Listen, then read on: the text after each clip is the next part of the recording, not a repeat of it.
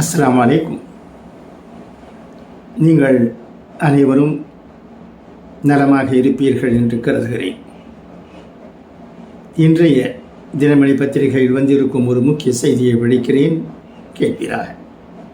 பாஜக கூட்டணியில் இருந்து ராஷ்டிரிய லோக் ஜனசக்தி விலகல். பாட்னா பாஜக தலைமையிலான தேசிய ஜனநாயக கூட்டணியில் இருந்து ராஷ்டிரிய லோக் ஜனசக்தி கட்சி விலகுவதாக அக்கட்சியின் தலைவரும் முன்னாள் மத்திய அமைச்சருமான பசுபதி குமார் பராஸ் அறிவித்தார். பாட்னாவில் திங்கட்கிழமை நடைபெற்ற அம்பேத்கரின் பிறந்த நாள் நிகழ்ச்சியில் இந்த அறிவிப்பை வெளியிட்டு பராஸ் மேலும் கூறியதாவது: கடந்த 2014 ஆண்டு முதல் பாஜக கூட்டணியில் அங்கம் வகித்து வந்தேன். இச்சூழலில் அந்த கூட்டணியில் இருந்து விலகுவது என முடிவெடுத்துள்ளேன்.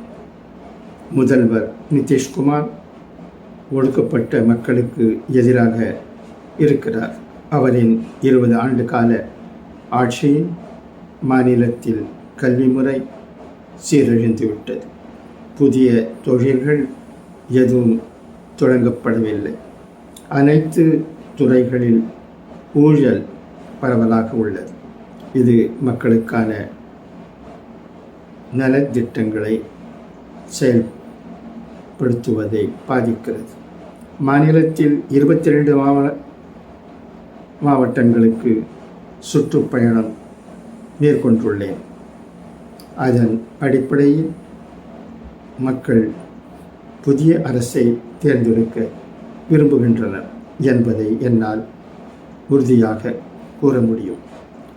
மீதமுள்ள 16 மாவட்டங்களிலும் சுற்றுப்பயணத்தை விரைவில் முடித்து கட்சியை வலுப்படுத்த விரும்புகிறேன். ராம்விலாஸ் பாஸ்வானுக்கு பாரத ரத்னா விருது வழங்க வேண்டும்.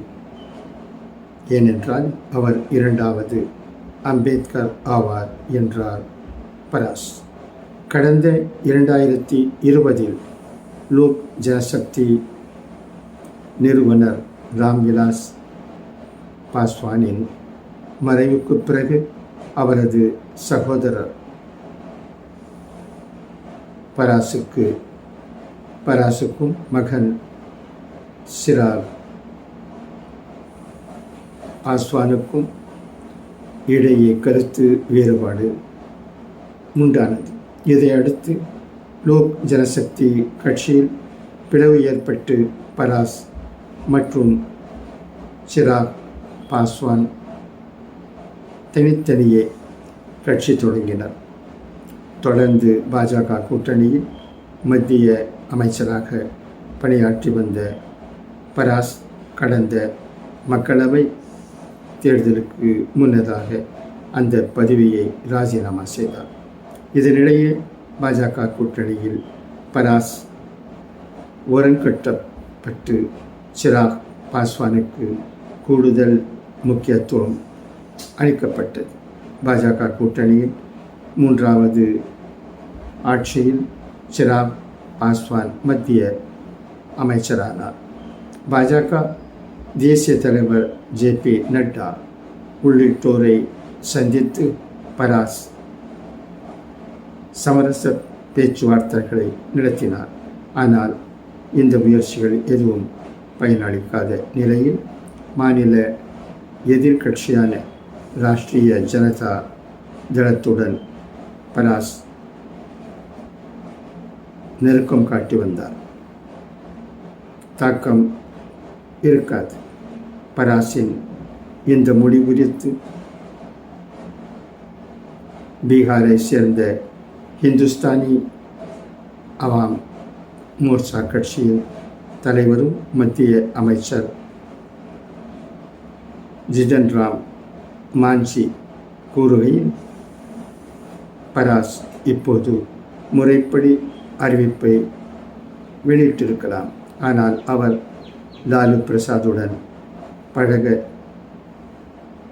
தொடங்கியதிலிருந்து இதை எதிர்பார்த்திருந்தோம். அவரின் விலகல் பாஜக கூட்டணியில் எந்த தாக்கத்தையும் ஏற்படுத்தாது என்றார்.